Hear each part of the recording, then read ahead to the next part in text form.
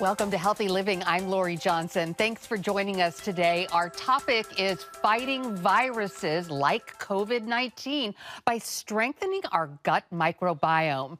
My guest is gastroenterologist Dr. Robynne Chutkan, who is the author of a number of books on the subject, including her latest, The Antiviral Gut, Tackling Pathogens from the Inside Out. Dr. Chutkan, thank you so much for being here today. It's a pleasure to see you. And thank you so much for this wonderful book. It comes just in time. My grown daughter said, "Mom, my doctor wants me to strengthen my gut microbiome. How do I do that?" So I ordered this on Amazon and just sent her, because this is a really very comprehensive book about what to do and what not to do. But before we get to the specifics, can you talk about what the gut microbiome is? You know, a lot of people, this is something that's kind of new in the last decade, and some folks aren't really sure what it is. Absolutely. Well, Lori, thank you so much for hosting me. And I think it's great to start with a definition. The gut microbiome refers to the trillions of organisms that live in and on our bodies, mostly in our GI tract. So we're talking about bacteria, fungal organisms, parasites, viruses, one-cell organisms called protozoa. And there are more than 1 billion microbes in just one drop of fluid in your colon alone. So we're talking about lots of organisms. Although you can't see them, if we scrape them all up, they'd weigh about 3 to 4 pounds. And we think the number is somewhere around 100 trillion microbes inhabit your GI tract. And as it turns out, Lori, they're there for a very good reason, because most of these microbes are our friends rather than our foes, and they're very invested in our health and well-being. So the gut microbiome, so we're talking about our intestines and all the bacteria. These bacteria are directly related to our immune system. They directly reflect how strong or how weak our immune system is. Can you describe that? A lot of people are like, wait a second, what do my intestines have to do with getting the flu? You know, Lori, when I was in medical school over 30 years ago at Columbia, I had a fantastic medical education. But I have to tell you, I didn't have a really good sense of the immune system. It was this sort of ephemeral, humors floating around. So the first thing I want people to know is that 70 to 80% of your immune system is actually physically located in your gut. And of course, trillions of microbes are there too. So let me explain sort of anatomically how it works. You have the gut lining, which is a barrier. It's just one cell thick. And that gut lining protects all the things inside your body, your organs, etc., from the things outside your body, namely all the bacteria, the undigested food that's floating around in your gut. So on one side of the gut lining, you have the trillions of microbes. On the other side, you have all these immune cells literally right up against the lining. They're separated by this one cell thick membrane, so that's razor thin, and there is constant communication between the two sides. So you can think of the microbes as air traffic control for the immune cells. They are literally telling them what to do. And I'll give you an example of that, Lori. There is a bacteria called Bacteroides fragilis, very common bacteria in the gut. It does surveillance. It sort of checks out what's coming in, because remember, you're ingesting thousands, if not millions, of different microbes, bacteria, viruses every day. So Bacteroides fragilis checks out what's coming down through the gut. When it senses a dangerous virus, it literally kicks the lining of the gut. It signals it, it gives it a big kick and says, let's get going. There's something dangerous coming. And that results in the release of something called interferons. And interferons are called interferons because they interfere with viruses. And then the interferons are the beginning of this immune cascade, this whole series of events of killer T cells and antibodies that all rush in to protect us from the virus.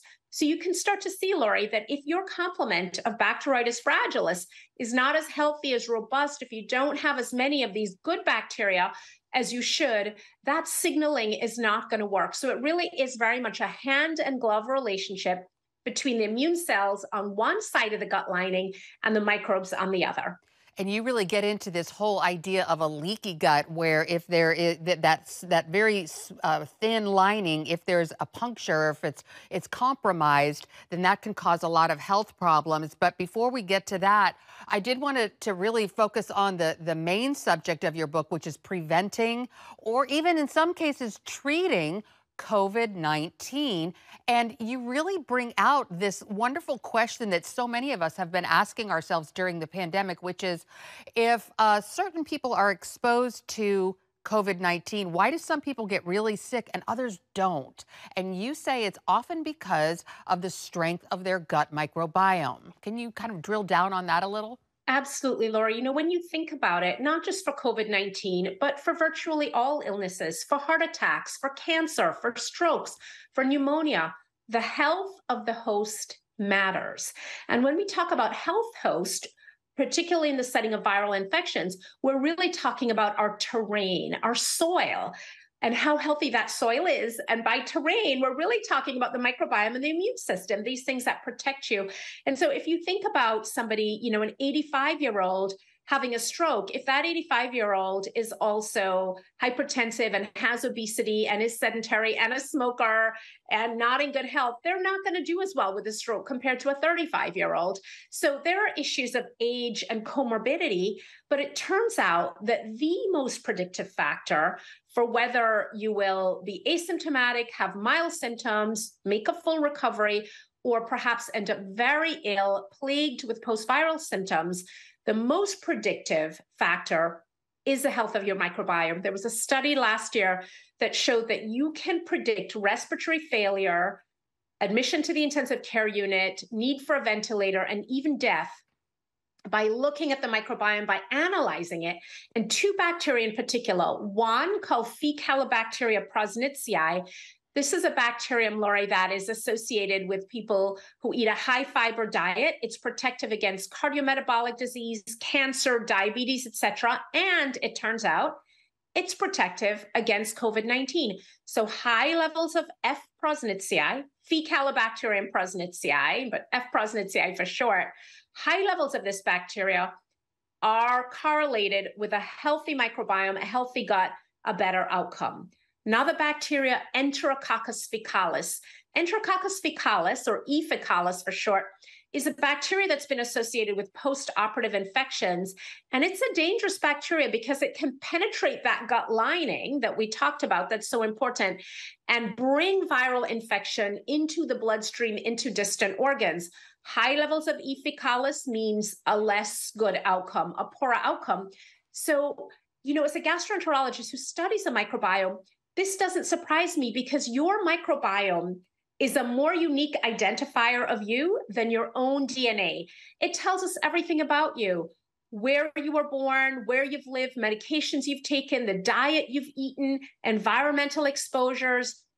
In fact, Lori, we can predict obesity with 92% accuracy by looking at the microbiome. So there's a tremendous amount of information there, maybe more information than we can get genetically.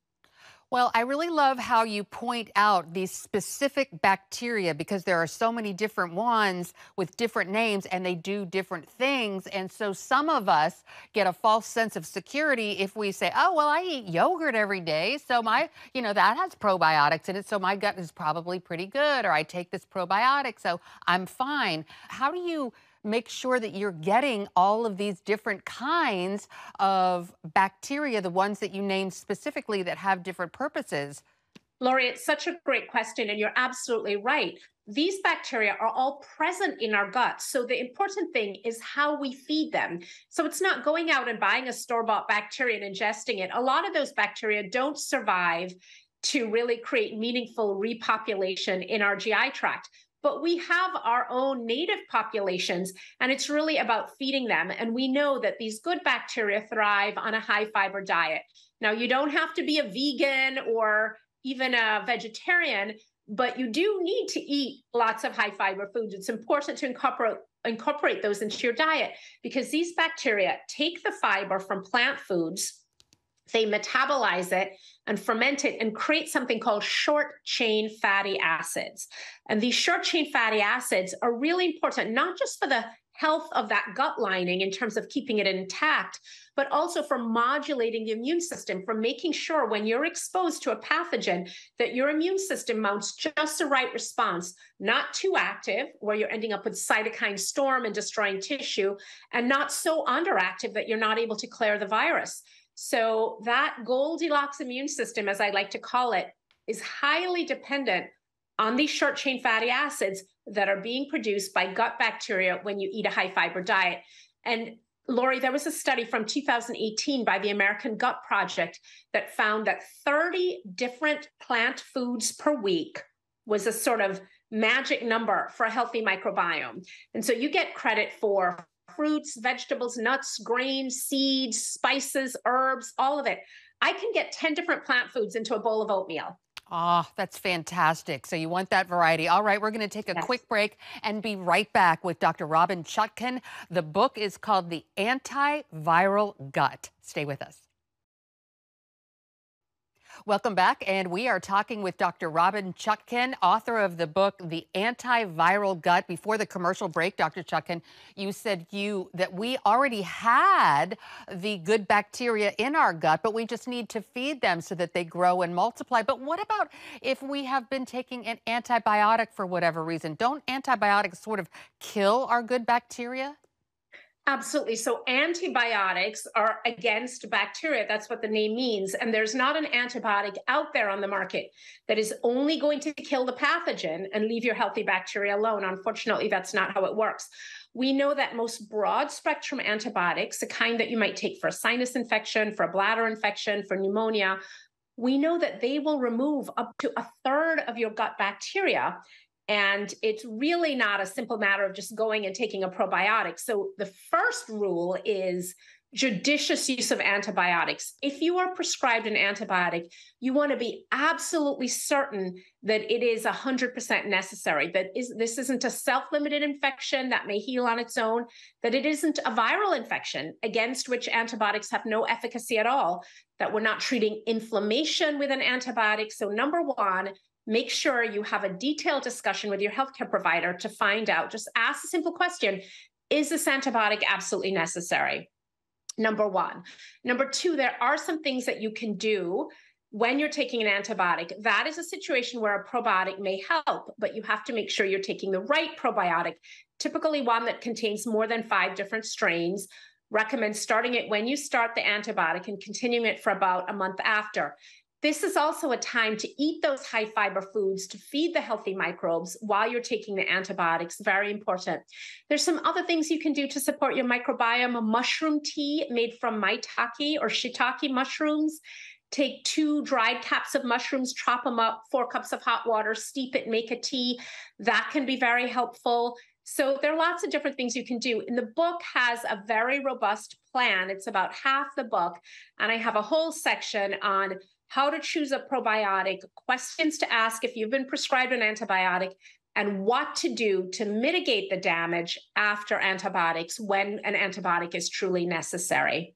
Well, I feel like a lot of people are probably encouraged to hear that when you take an antibiotic, it doesn't wipe out all of your good bacteria. So that's actually good news. That is good news. And the truth is, too, as adults, our microbiome is generally more stable. It's really those first 1,000 days of life. So in children and babies and up to about age 3, their microbiome is really forming. So that's a time we have to be really careful about these sorts of medications, and really up until about 18. And then after that, we have a little more resilience, fortunately. So you talked about the danger of an antibiotic for your gut microbiome. Talk about some other medications. You talked about PPI, proton pump inhibitors, and some others. Can you go over those? Proton pump inhibitors are really potent acid blockers. They're different from H2 blockers or antacids because they completely shut down the proton pump in your stomach. And so when that happens, you remove your stomach acid. There are a couple of problems with that. The first is that, of course, stomach acid is an integral part of digestion. It provides that ideal acidic pH for your digestive enzymes to work, for the nutrients to be absorbed. So for example, fat-soluble vitamins, vitamins A, D, E, and K, they're not going to be properly absorbed when the pH is not acidic. So number one, very disruptive to digestion. Number two, and this is a really important point these days, is that stomach acid is one of your body's main defenses against viruses. When you ingest a virus, which is a common way for people to get infected, if you have intact levels of stomach acid, it unravels that viral protein and renders it inactive. So people taking proton pump inhibitors, there was a big study done in 2021 looking at 53,000 people, and they found that taking a proton pump inhibitor once a day doubled your risk of testing positive for COVID, and taking one of those drugs twice a day increased it 3 to 4-fold.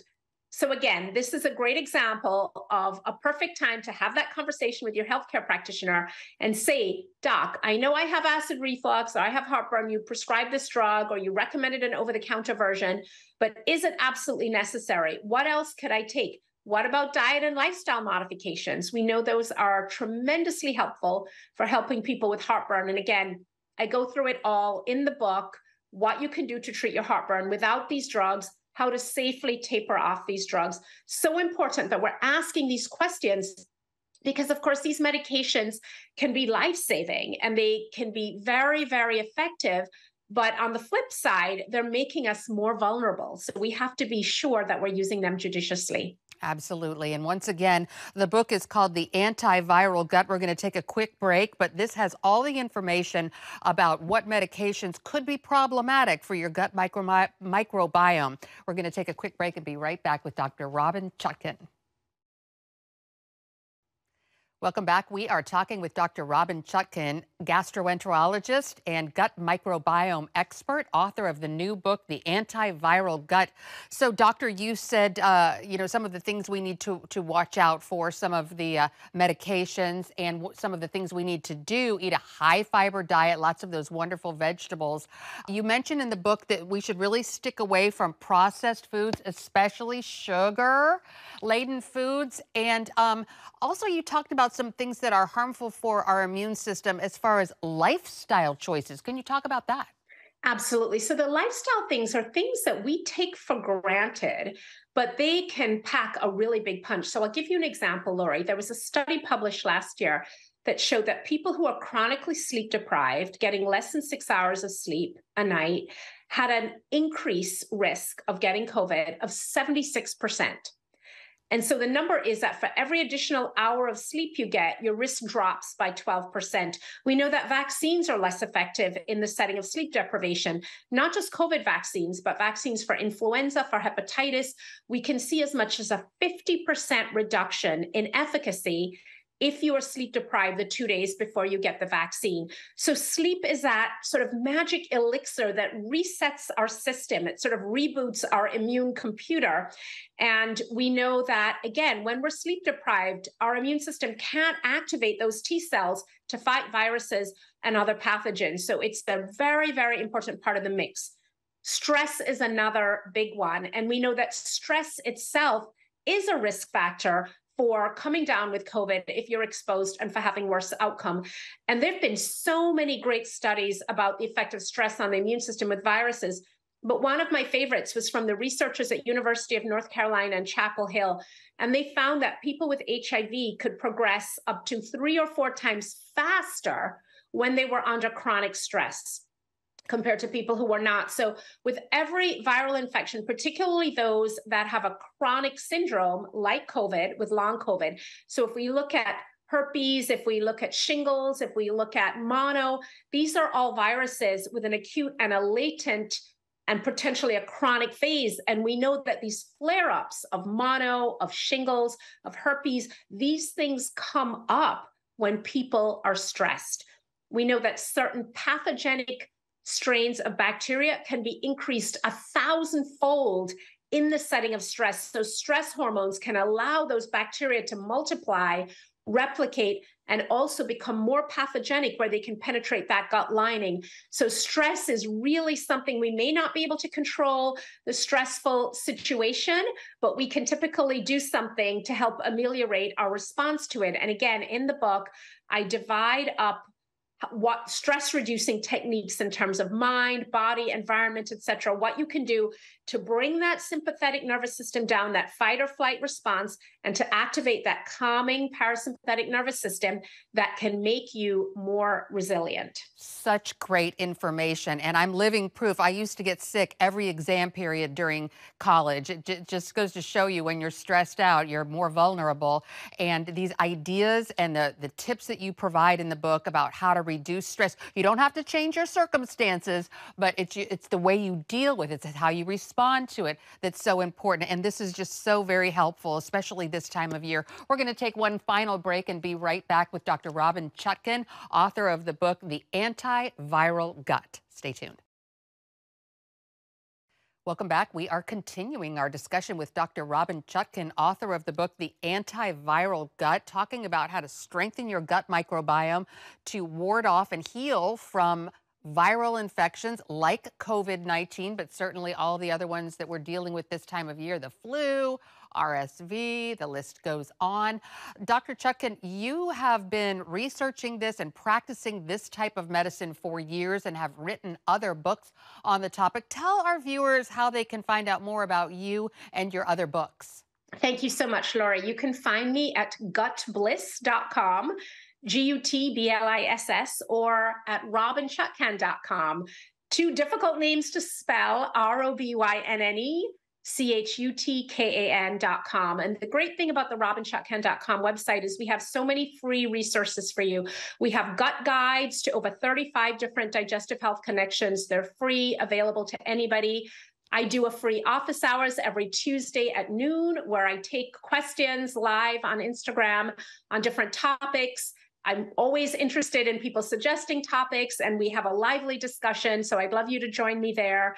And we also have some great gut guides. We have a 78-page guide to getting regular, everything you want to know about constipation, what causes it, how to solve it. So my passion is really giving people access to scientifically validated, great clinical digestive health information that they can use to create a happy, healthy gut and to keep their families safe.